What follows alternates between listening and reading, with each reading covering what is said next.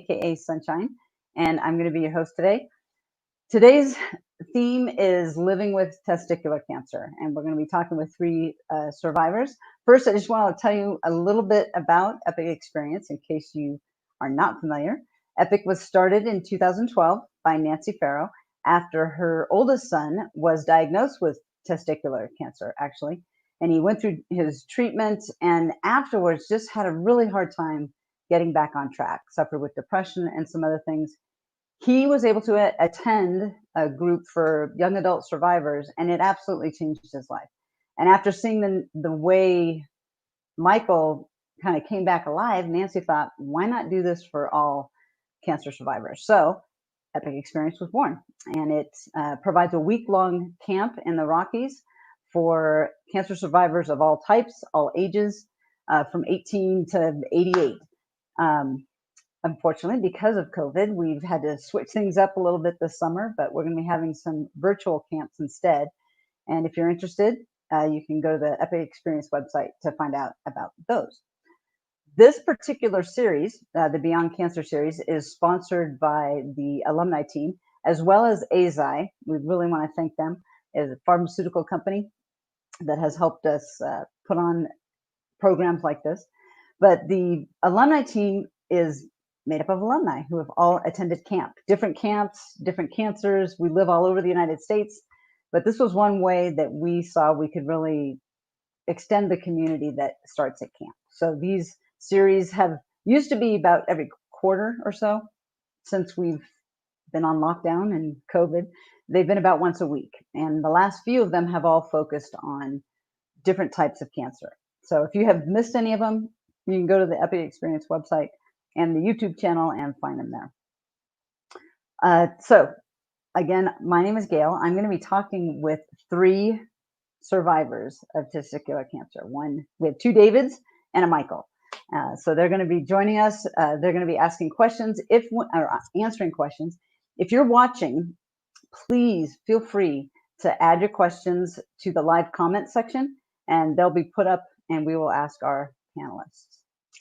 So without further ado, let's welcome on David, and Michael.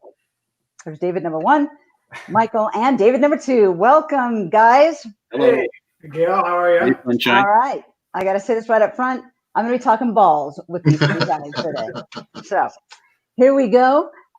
First, I just would like you guys to each introduce yourselves, where you're from, your camp name, when you attended camp, and a fun fact about you if you're so inclined. I'll start with David number one, David Cohen. Okay, I'm gonna have to use. I'm gonna use your camp name. So, hi, I'm David. I'm also known as Striker within the Epic Experience community. I'm a winter 2017 alum, and I live in Massachusetts. And again, my name is Striker, and I was a soccer player, so that's really where it came from.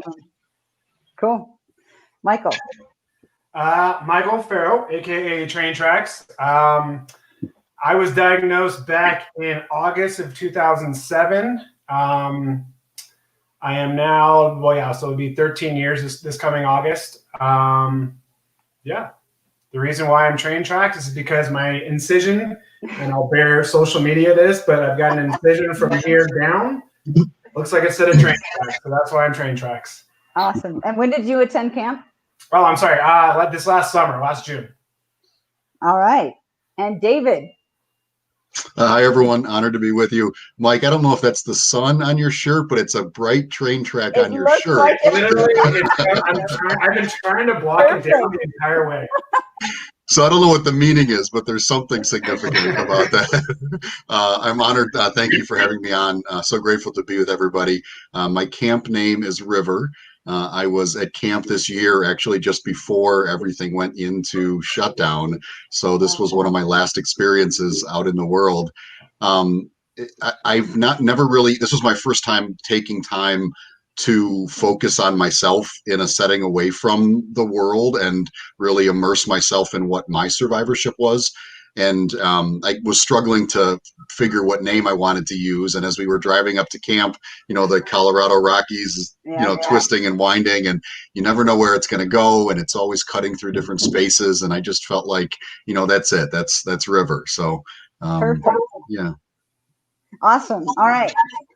Well, what we're talking about today is living with testicular cancer. So what I want to start with is have each of you talk about your diagnosis, what year you were diagnosed, the grade or stage, however they do that with testicular cancer, treatment, whether or not you've experienced a reoccurrence, second opinions, all that kind of stuff related to your actual diagnosis. And I'm going to let you guys go ahead and jump in. If I need to play referee, I will, but I think we can all play nice. So go for it. I'd be happy to start. So I was diagnosed in summer of 2016. August 2nd, to be exact, of 2016. I had stage 1 pure seminoma and caught it on a fluke. I was 44 at the time, so on the older end of things. And the way I found it or went to go see the doctor is because I had a friend that posted about his journey with testicular cancer. And I had felt something. And so sitting on the porch, July 31st of 2016, my wife and I looked at each other and said, well, maybe you should go check it out. So the next morning I went and saw my doctor, and he's a very open and honest guy, and he didn't like what he felt. And so he sent me to get an ultrasound right away. And the next day he called me in. And told me that I had cancer, and that he was going to have me scanned in the morning, and just to make sure I hadn't spread. And then so the next morning I went in, got a scan. This is like 6:30 in the morning. Went to his office to wait for a quick read, and then from there he sent me to a urologist that he already lined up. And then from the urologist office, I was on the OR table within like 5 hours. And had surgery right away, and then 2 weeks later started some chemo. So that was sort of my life changed very quickly. It was all on a fluke, and it was all really because of someone talking about his own journey. Wow. Thank you for sharing that. Either River or Train Tracks. Go. I'll go for it. So yeah, I was diagnosed, like I said, August 29th, 2007. It kind of all started for me. My brother and I were out here in Colorado, and my parents were still back in California. And I was in the shower, and I had felt a bump, but I had probably felt that bump probably in the June, July months leading up to August before we actually found it. At first, again, like those June and July months, I was kind of thinking, oh, maybe it's a zit, a wart, something I don't really want to talk about it with anyone, but again, it'll just go away. And obviously day by day, it wasn't going away. And then I called up my parents and said, hey, I'm having to make an appointment, blah, blah, blah.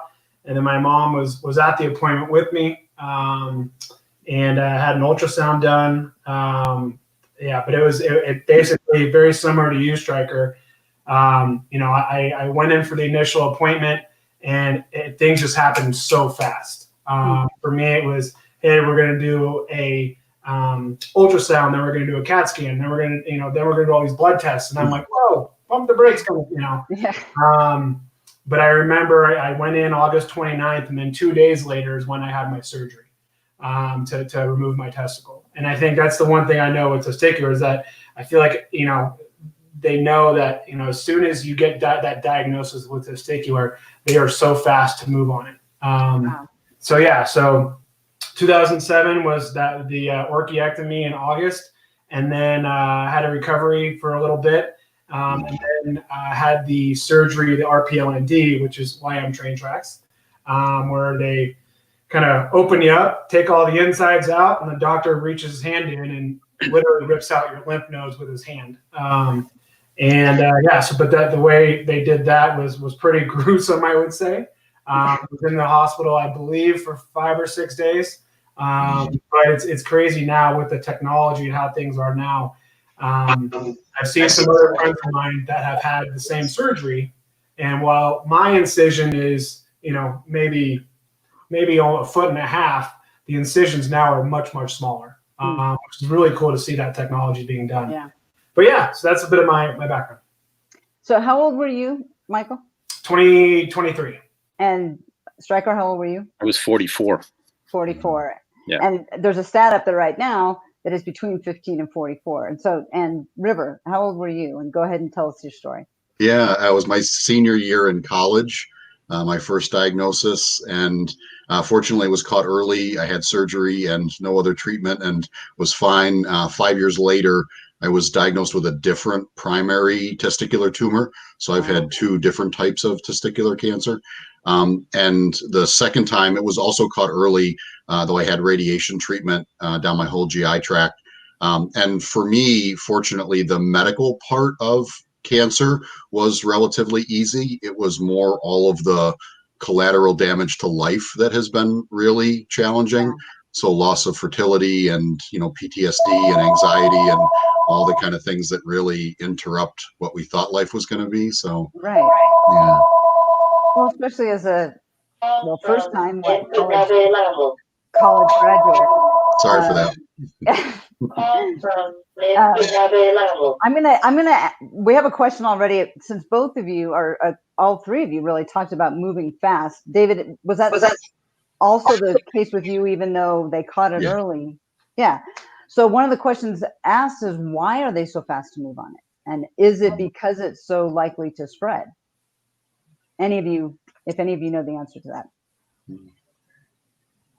I don't know if I know the medical reason, but I do know that, there is a concern that it is going to spread. And I think when I had my surgery, it went a little longer than anticipated. And, the pictures can only tell so much. So when they actually go in there to remove, I think they saw that it was starting to creep up, right? It was starting to make an impact. So, I mean, it's, and I think too, thinking about how they move so quickly, you're also dealing with them saying you have cancer. And then, and then you're going to go on the OR table, and now we're going to just do this. So it was just really crazy. But I don't know, scientifically or medically why exactly they do it. Yeah. Yeah, they move real quick. I mean, I remember when I had the ultrasound was kind of the deciding factor for me that said, hey, we got to move something. We got to move on this. But I remember that, we did the ultrasound, and my mom was in the waiting room. And I came out, I sat down next to her, and I said, yep, we're not going to cry about it. Mm-hmm. And we just moved on to the next appointment.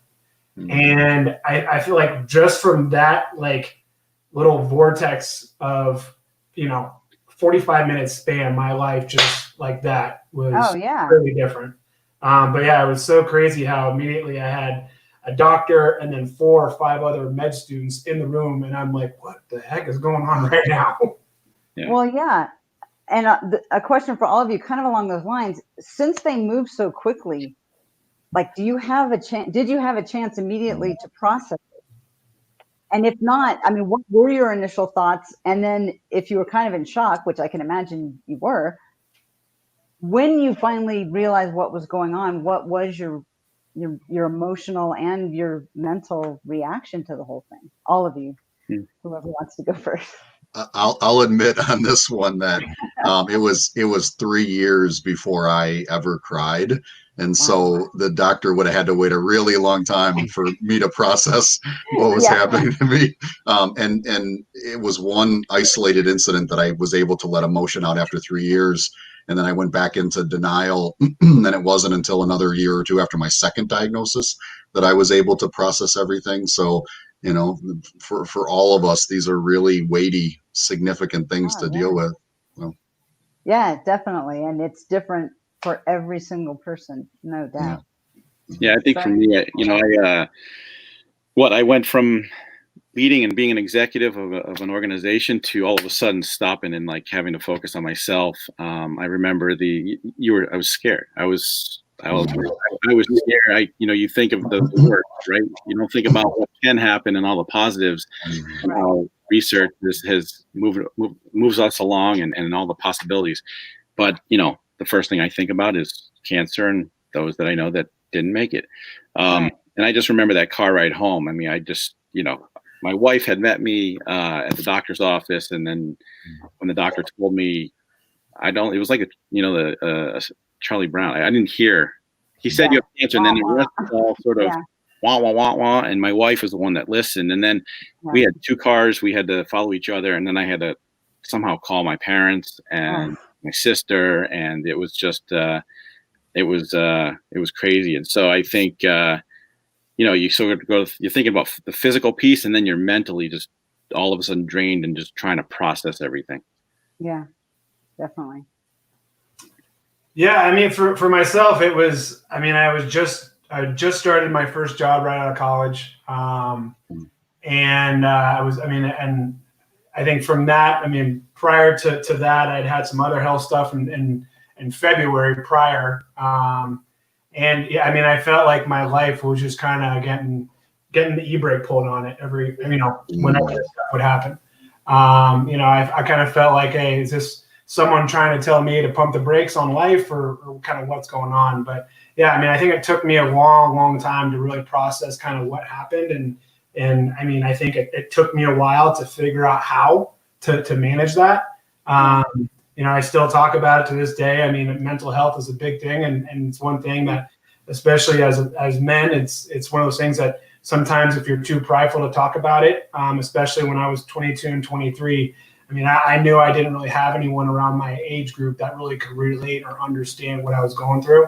I mean, the closest person that I had was my brother that could really kind of be there for me. But at the same time, like I said, it just puts a kind of halt on your life and says, all right, well, kind of now what? So, and you have to kind of sit back and figure out what that new now is. Yeah, I guess I can add too is that, so fortunately I have 2 kids, so that was immediate on my radar too. It was like, what do I need to do to make sure that I'm here for them and I'm not gone? I was fortunate to have kids already, and so, but they were young, and what was I going to do? What was I going to tell them, and how are we going to get through this together, so that they know that Dad's going to get fixed and helped and won't die. Yeah. Michael, I want to touch on, you mentioned the mental health aspect, and there's a stat up on the screen right now that testicular cancer has the 2nd highest suicide rate for cancer patients who are out less than 5 years. Mm-hmm. Any of you want to comment on why you think that is for testicular cancer in particular? I know you're not the experts, but I'll take a stab at this pretty quick. I think it's pride. I think as guys, again, it's that kind of mindset that we're going to be okay and we're invincible and that, nothing can happen to me kind of thing. But I think, you get all that kind of pent up, I don't want to say guilt, but I just say emotion, right? You really don't know how to kind of talk with people about that. I think again, I keep going back to it, but the pride, and maybe call it stubbornness too. I think for men, it's very difficult to kind of own up. And again, for me, at least, like being in my young 20s, like I knew I had nobody I could talk to, and, I had all these emotions, but, it was one of those things that, I really kind of had to call it dig deep and kind of figure out, like I said, what you can call it my new normal was going to be. And so I think for me, my mental health, again, to this day, I think probably the 3 of us can all relate to having some kind of PTSD that hasn't really gone away. I think that's probably cancer, anyone who's been diagnosed with cancer. But I think for guys, a lot of it is just sometimes being too scared to talk about it. Yeah. I'll add, when I first saw this stat, I went and looked at it, and if anybody's curious, it comes from a paper called Suicide Among Cancer Patients, and the lead author is Nicholas G. Zaorski, and it shows suicide rates for less than 1 year since diagnosis, 1 to 5, and then greater than 5 years. And with lung cancer, the highest rate under a year. Obviously, the outcomes for lung cancer survival are really low. But it struck me so much seeing that when a patient gets to 5 years out, which is supposed to be a mark that we celebrate. You're Right. 5 years past, and here the mental health data shows that it's among the highest suicide rates. And Mike, I think you're spot on. Guys repress things, or we haven't dealt with them, and they don't go away. And I've had people in my life when I didn't start to find my voice until more than 5 years out from my first diagnosis. And people were shocked, first of all, how much I was holding in, but then couldn't understand why I still felt like I needed to talk about it now. That was such a distant memory. But for me, I was just finally starting to process it. Yeah. Yeah, I obviously misread that quote. It's greater than 5 years out. So thank you. Stryker, anything to add on that?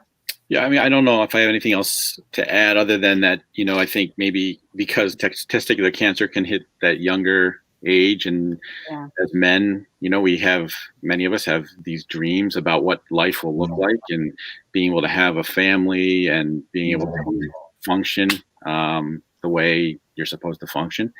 And this disease does impact us in certain ways. And so that could be tough if people can't manage through it. So, I mean, I agree with what River and Train Track said. Yeah. Since we've talked, you brought up just kids, which obviously relates to fertility and all that. That's probably, I would imagine, one of the hardest issues. Did your doctor talk to you guys about that, especially River and Train Tracks, because you guys were younger? Did your doctors talk to you about that? What it would mean, what it would look like, any of that? Yeah, my first doctor told me that I didn't have to worry about fertility because I still had the other testicle, and in his mind it wasn't a concern. I don't know, even if he had said to me there's a low probability, 5%, that you'll get a recurrence or another diagnosis, you might want to consider it. I don't know that I would have, even if he had told me that, but I wish he had told me that, because I'm one of the smaller percentage that it did come back. And the second time it was too late by the time we found it. So there really was no opportunity. So it is, to be honest, my sexuality and my fertility have been the two most significant things to wrestle with in my life after testicular cancer. Yeah, I imagine. Yeah, I mean, for me, I think when I first got diagnosed, I mean, I'll be honest, that it was kind of a vortex, like I was saying. I don't really remember, to be honest, like if the doctor said anything, and I still have a great relationship with my doctor, not to throw him under the bus or anything. But I personally don't recall having that conversation. And again, I think it could be just because I had that vortex. Right. I think for me, it was, hey, I was 22 years old and trying to figure out, like, hey, I'm not even dating anyone right now. Like, Right. what? And I think that was a big thing for me, trying to figure out, like, having to plan ahead that far. And it's not even planning ahead. It's kind of like, one of the doctors I've talked to has kind of said it's just a reassurance plan. But I think it's, it was definitely something that was challenging, still is challenging. I mean, I've got some other underlying issues that make it a little more complex for myself. But, I think I've had some doctors say, hey, you've got enough in there to make it possible.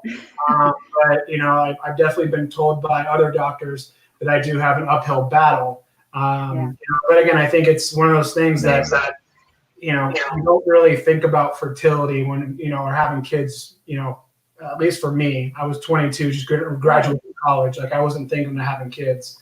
So, and like I said, to have to plan that far out, that was a pretty big challenge for me.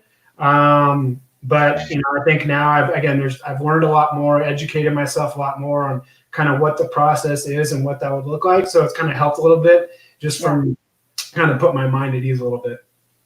Yeah, I can imagine. At 22 or River, you were probably around the same age. It's the first time. I was mid 20s. I went back to finish college, so I was mid 20s. Still, that's not the first thing that you want to have to think about at that point.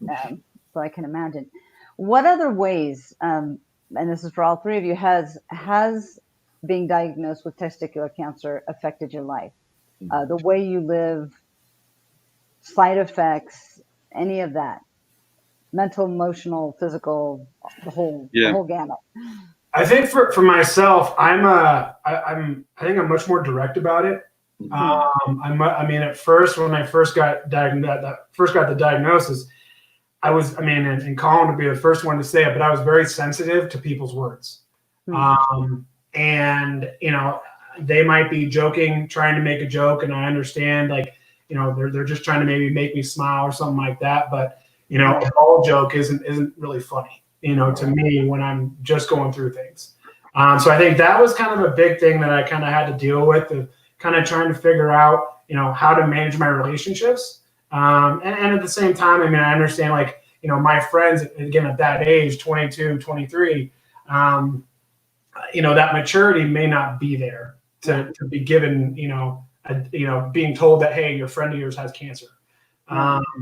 But yeah, I think for me, it was, just kind of trying to figure out, where I could kind of say, all right, well, from now on, I'm going to look at life, just being more direct. I felt like as soon as I got that diagnosis, I kind of said, well, I feel like I have to fast forward 25 years and have the maturity of a 50-year-old, and just grow up a lot faster.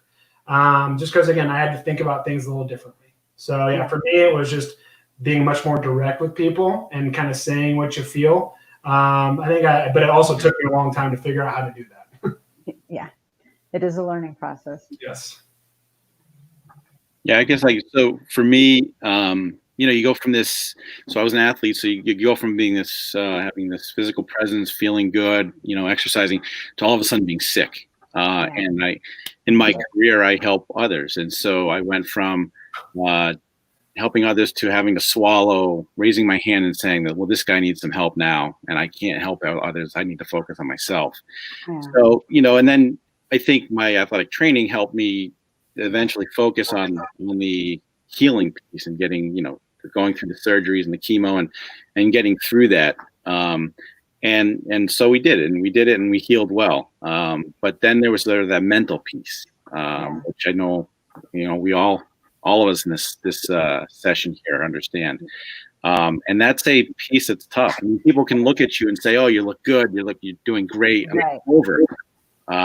But managing the mental part to this day is very challenging. And I remember when I went to Epic Experience for my first, I was a camper in winter of 2017 before I volunteered after that. But Mama Lou would say this too, is that I was scared because my next scan, my first big scan was like right when I got back from Epic Experience. So I had to go through that week on the ranch and not know really where we are. And so I was thinking about that. And that was a real big mental challenge, just to try to focus on having a great time and meeting all these folks, and then having to fly back to Boston and get that first CAT scan.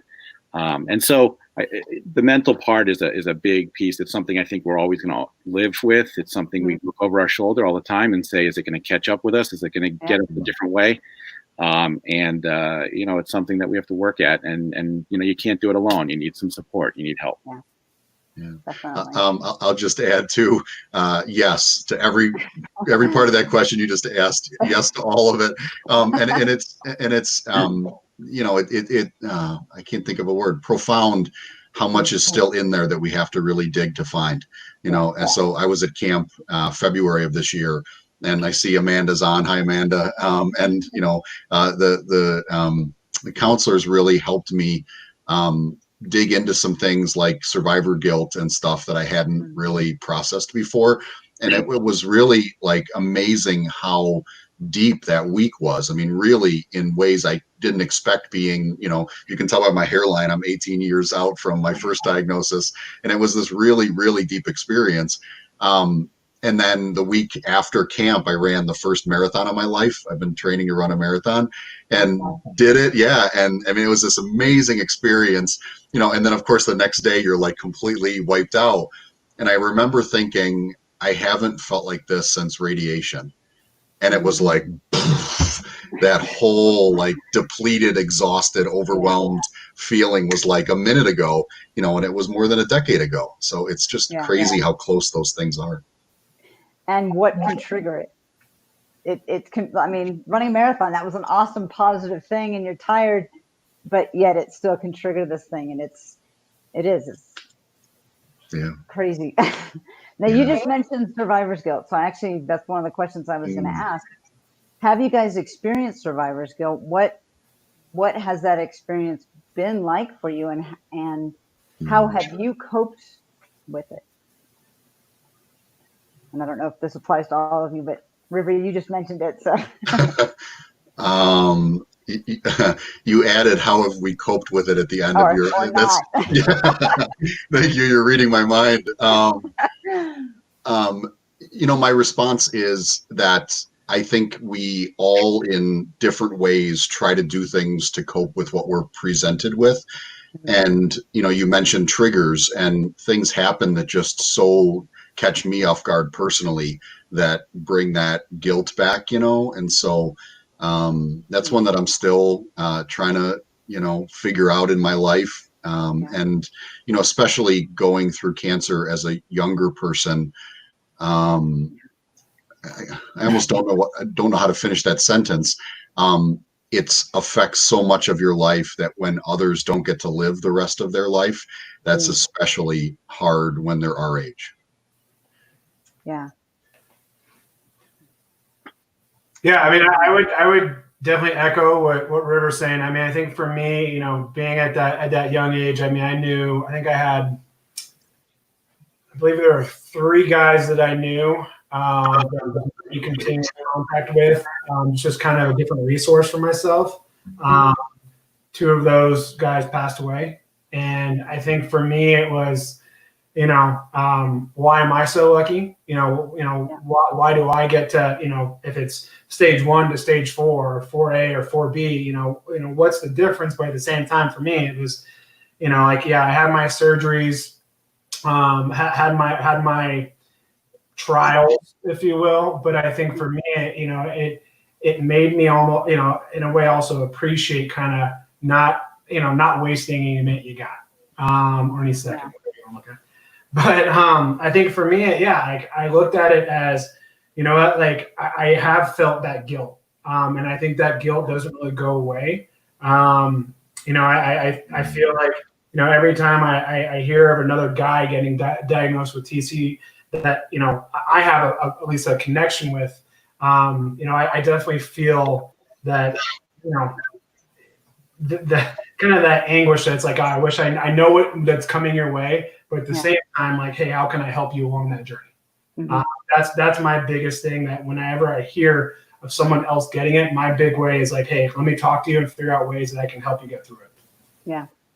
Yeah. The only thing I can add maybe is that, as I mentioned, I have kids, right? So when I hear of other people being diagnosed, I guess I've been blessed. I feel like I've been blessed. And so, you want people to enjoy being a parent, having the ability to nurture kids. And so sometimes I think about that when people are diagnosed, especially the younger folks who I meet.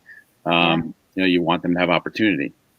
It's hard to swallow sometimes. I don't want to show it off, but I also want to be proud of what I have. So it's hard, just that balance. Yeah. May I add one other thing?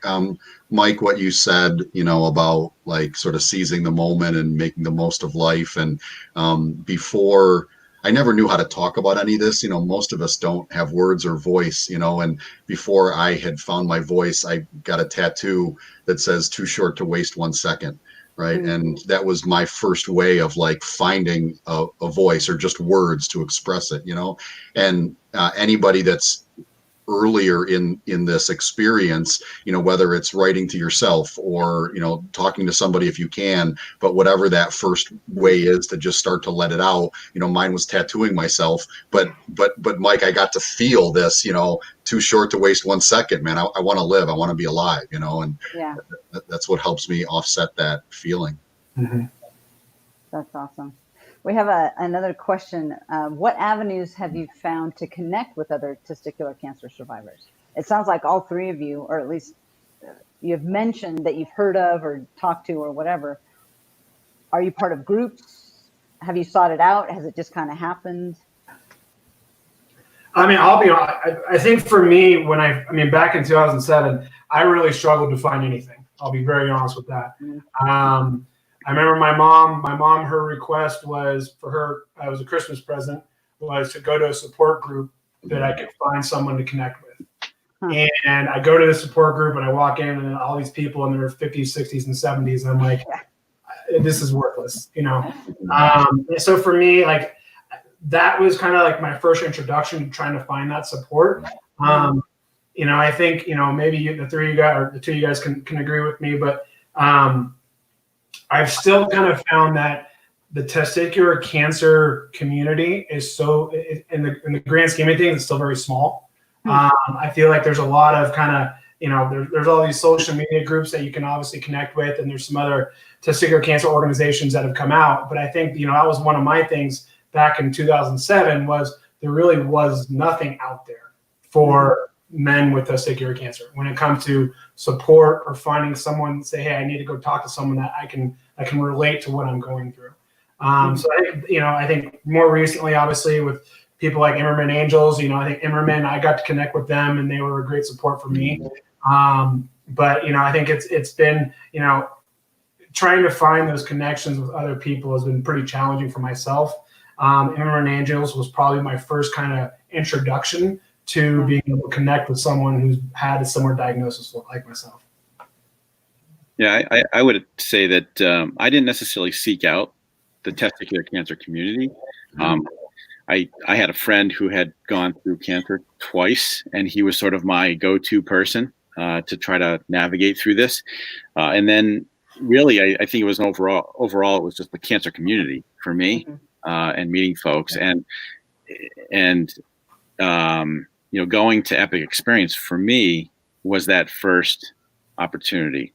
And then really the only time that I've had, you know, with another testicular cancer survivor was when I volunteered in 2019 in the winter, and there was a survivor also within the group. So, you know, it was a special moment because we had a chance just to talk, and I think we both understood each other. But for me, it was really more about the community. You know, we all as cancer thrivers have gone through a lot, and we know what it's like mentally and what it's like physically, and maybe we have different types of cancers. Someone's burning my house. So that's what I did. I'll put this on mute so we don't hear that. I had a phone call and you got the smoke detector. So there is never a dull moment. Mike, you're up next. My next would probably be the dogs barking. Can I agree? Go ahead. Yeah, can I agree with Stryker? Words. The things that I needed to process through were more about humanity than about body parts. So for me, like losing my fertility and sexual function for a little while and all that made me question if I was still a man. Like, if you don't have those body parts and you can perform, do you still qualify as a man? And I found that I related to people with other diagnoses who were my age. And I think women that go through reproductive cancers are generally much more open about how that affects them. And I felt understood in a way I hadn't from women who had gone through cancer at younger ages. And it wasn't until, 2016 that I went to my first Testicular Cancer Foundation event in Austin. And after kind of working through some of those other things, I felt like I was coming home. Like, you know, these are my brothers, and now I'm ready to, like, you know, be family with my brothers. But I went the same route as Stryker. Like, it was, you know, other areas that brought me to it. Yeah, that's awesome. One question that just got, oh, there it is. Do you have prosthetic testicles, any of you? This is a question from Chris. We have yes and yes. No. That's simple. For me too, when it happened so quick with all the surgeries, they asked, right? They said, but then they would have to order it, and we were like, "Oh, let's get it out." It's on back order right now. Yeah, it's on back order. Size it up, and you got to order it. So we were like, "No, it's all right." Yeah, with things moving so quickly, that seems like that would be kind of a I wasn't waiting a week for a FedEx truck to come and bring a prosthetic. For Mike and I, there wasn't Amazon Prime yet then either. So Right. Now, I love that you guys can joke about this, but I am guessing there was a time where this, Mike, you alluded to it, where it wasn't funny. It was still raw. Yeah. I think for me, I mean, I think it was that the humor definitely helped me. But to me, I was only able to do that with certain people. Colin, number one, my family, and that was kind of it. I didn't, even some of my closest friends, I did not feel comfortable with them joking about the physical. So I think that was a big challenge for me. Yeah, I can imagine. One question that we kind of skipped over, but I'm curious, how did you guys go about telling family and friends? And if you had, well, your wife, I guess, was with you, Stryker, or if you had a significant other girlfriend, how did you go about telling them this? And I guess in the back of my mind is the idea that you're guys and you're tough and you're macho, and this is testicular cancer. How did you go about talking about it? Well, my mom was there with me. Yeah. So. That is true. My wife was my voice. I mean, really, I was bawling. I was stunned, and then I had to focus on driving and getting home. For me too, my kids happened to be with my parents in Connecticut at the time. It was in the summer. And we didn't know what to do. So we had to kind of secretly tell my parents and my kids to worry. And but really, thankfully, my wife was my rock, right? She was that voice. And I remember too, with my staff, I called up the person that's my right-hand person at work, and I said, "This is what I have. It's on you now. You got to take care of the organization." And that was it. So that's how I did it. Yeah, I think for me it was I mean, regardless of my family, I mean, I think telling my friends was probably was definitely I had to navigate how I was going to do that. Yeah. I mean, I had one friend of mine that it affected us pretty harshly. I told him his mom had actually unfortunately passed away from cancer when we were our freshman year in college. And I remember when I told him right before I was going into surgery, said, "Hey, just so you know, like, this is what's going on." And then right after that, I didn't talk to him for about a year. And he finally said, he's like, "Hey," he's like, I didn't have it in me I just lost my mom. I didn't want to think about losing one of my best friends too. So I think that was kind of, you kind of talk about that survivor's guilt, or just kind of that guilt. That was a tough thing for me to kind of swallow, especially just, I think, being at that age. I mean, any age, I guess it doesn't matter. But telling my friends was probably the most difficult. I think we lost a lot of friends, lost a lot of friendships. But I think the people that kind of understood what was going on, I think a lot of those people kind of stuck by our side and kind of helped us get through it. But yeah, for me, it was a big challenge trying to kind of communicate what I was going through with my friends. And I think Facebook had actually just came out, or maybe I think it was like 2 years after or something like that. So, I think I put up a Facebook post or something like that because I didn't really know how else to kind of tell people. And I mean, also maybe that I didn't really want to talk about it. I felt like that was an easy avenue to say, "Hey, this is what's going on." Yeah. River, what about you? It's so ironic that I just mentioned the Testicular Cancer Summit in 2017. I have next to my desk a letter that one of the guys wrote to me after that summit, and I shared my experience. And he was 8 years out, and shared how he had bottled it up, and he didn't even want to come to the event, and he was hoping it was going to suck so he could leave early, and he finally was able to connect to the emotion. And you asked about how we tell people in our lives, and I think the act of telling people is different than allowing people to see us and what we're going through. And I sucked at the latter part. I was not able to let people, and I was in my 20s. I had in relationships both times with a different woman. And I think I denied them the ability for them to really support me. because I felt like I had to be strong and I didn't want them to see me hurting. And I think I really denied humanity and the chance for closeness. If I could go back and change anything about how I handled it, I would try to find a way to change that.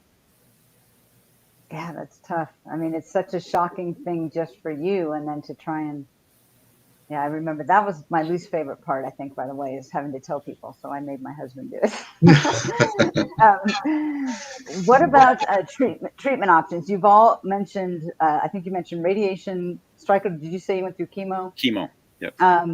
So what different treatment options, if you can, I guess, be a little more specific, and if you know that there are other ones out there that none of you had, yes. However specific. So I think we've all said surgery. So I had stage 1 pure seminoma. So I think I was healthy enough at the time so that they decided to do just a super blast in 1 day. So I had chemo all just in 1 day, and so surgery 2 weeks later, the chemo, and then we were going to see what happened. And knock on wood, it worked out. Right. I do, you hear of other people doing a lot more than I did. I think obviously train tracks, you want to share some of what you've done too, but the surgery obviously is, something we've all experienced. Yeah. Yeah. I think for me, so when they told me kind of what the options are, they said, all right, you got chemo. It was chemo or surgery pretty much. I chose not to do chemo, because I also had my brain tumor going on. And that made things a little bit more complex when you talk about fertility. So that's why I chose, hey, let's do the surgery instead. Now, knock on wood, if it would ever come back, like obviously I don't have an option to do another RPLND. But, I think, it will be chemo. I know that, or radiation, again, if there would ever be a reoccurrence. Okay. Train Tracks gets the last word on that one. He's earned it. All right, now, David, River, I'm going to make sure I'm talking about David. River, you just mentioned that you had to go back and do something differently. It would be letting your significant other at the time in, sharing that. I'm wondering, for all of you, if there's something that you wish you would have known then, and then, here you are now, is there something else building off of that? That, I guess, years, discussions with other survivors. I mean, I'll say it real quick. I mean, when I was, not long after I got diagnosed, I had gotten invited to go speak to my high school, to the freshman class. I went to an all-guys school, so kind of a good little audience to, again, educate. Right. I think that's the biggest thing with testicular cancer is knowing what to look for. I think for me, again, I had no idea what testicular cancer even was. So I think for me, it's just, again, whenever I talk with men, it's trying to educate. And again, I'm very direct about that. I've always said, if your mom, your girlfriend, your sister, or wife, whoever, kind of catches you with your hand in your pants, I always say I'm checking. But I mean, that was kind of my joking way of going about it, though, because in all seriousness, that's how I found mine, And I think for men, if you know what you're looking for, it's obviously going to be much easier to find.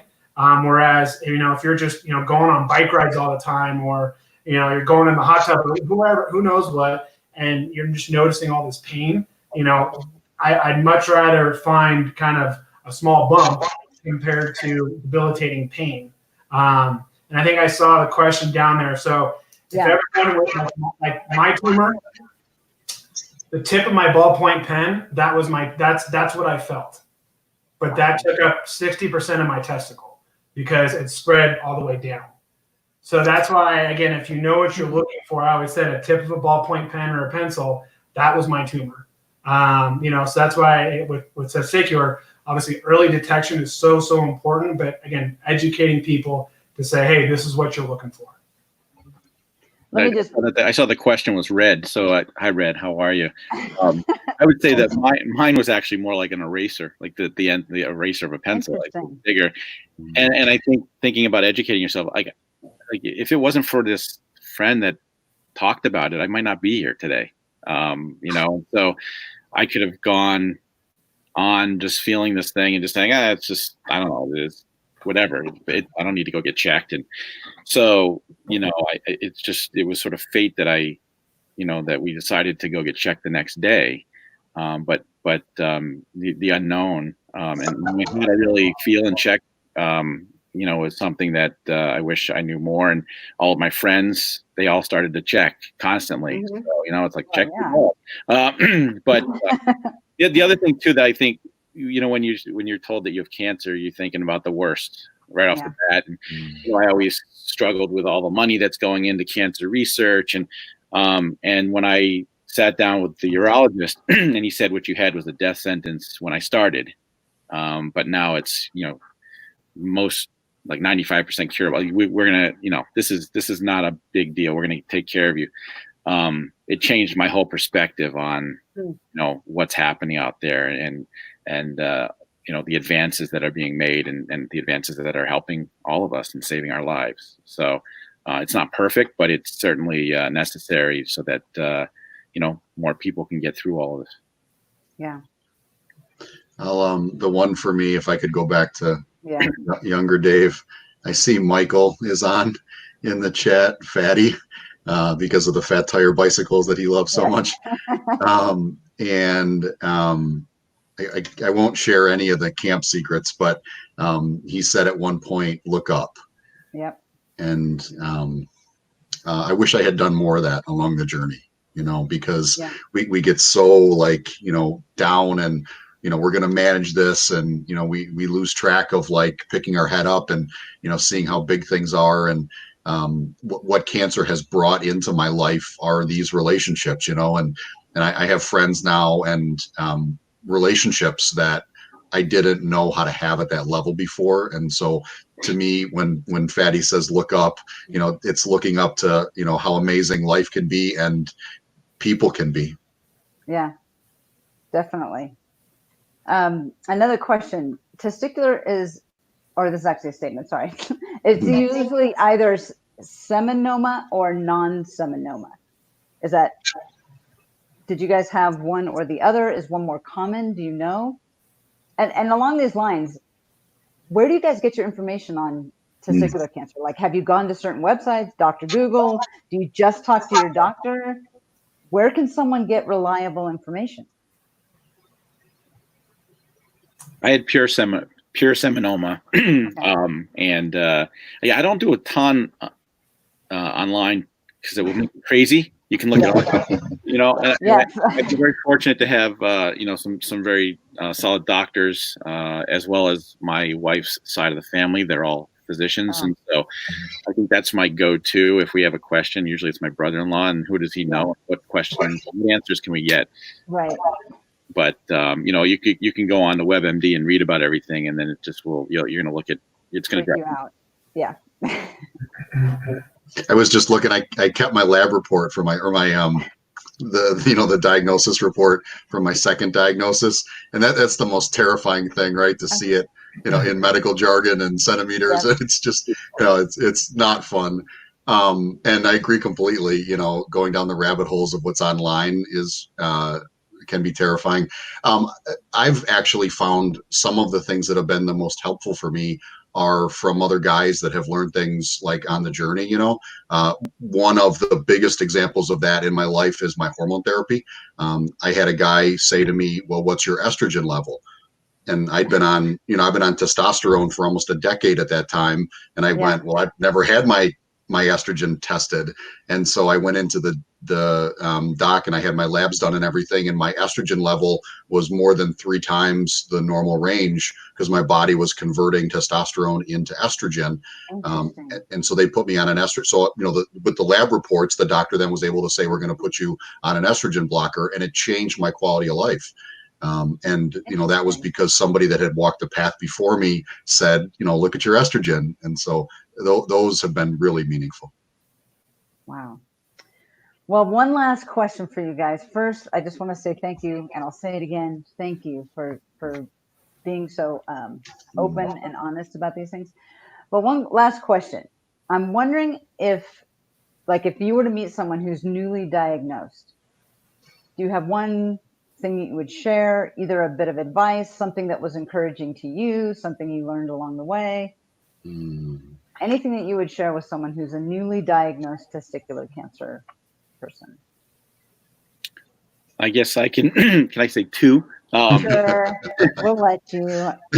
One is that it's really getting through this alone is not a simple process, right? And so finding somebody, whether it's your partner, a friend, a neighbor, you need to build your team, right? Yeah. You need your support team, and that can get you through good times and bad times, and you do need help.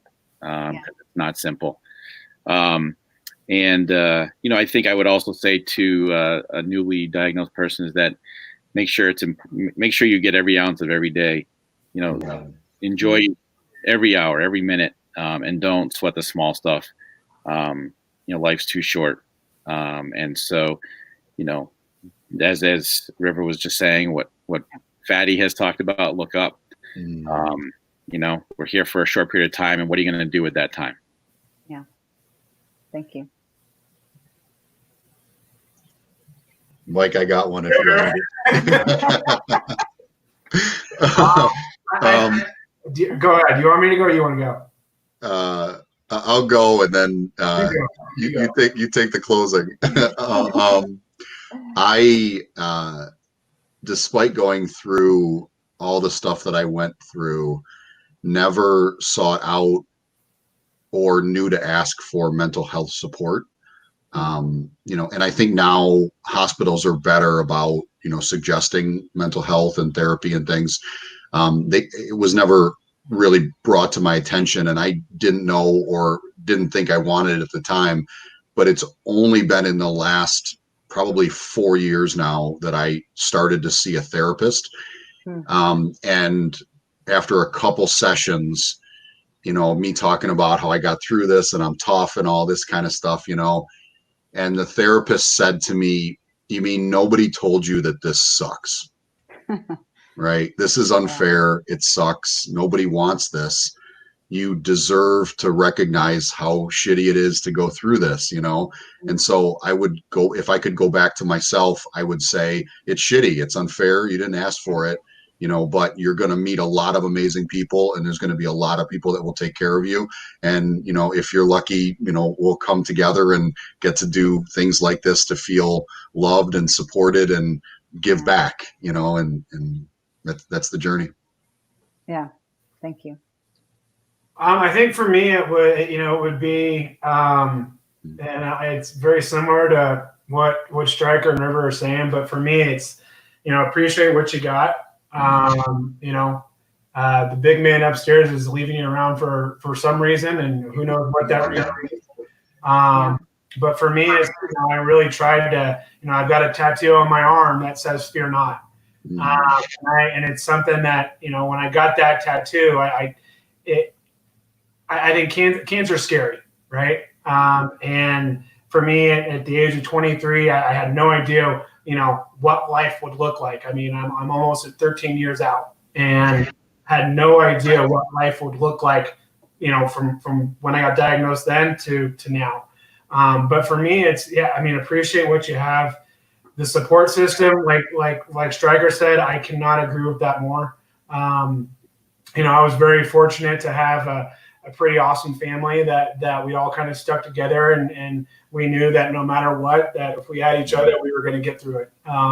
So I think for us, it's just, if you may not have family members to rely on, find those friends that you could have those conversations with. And like Stryker said, do not go at it alone, because if you go at it alone, it's just going to make it very difficult, because I think if you can kind of get the mind right, it's going to make the journey a little bit more pleasant than having maybe a negative mindset on it.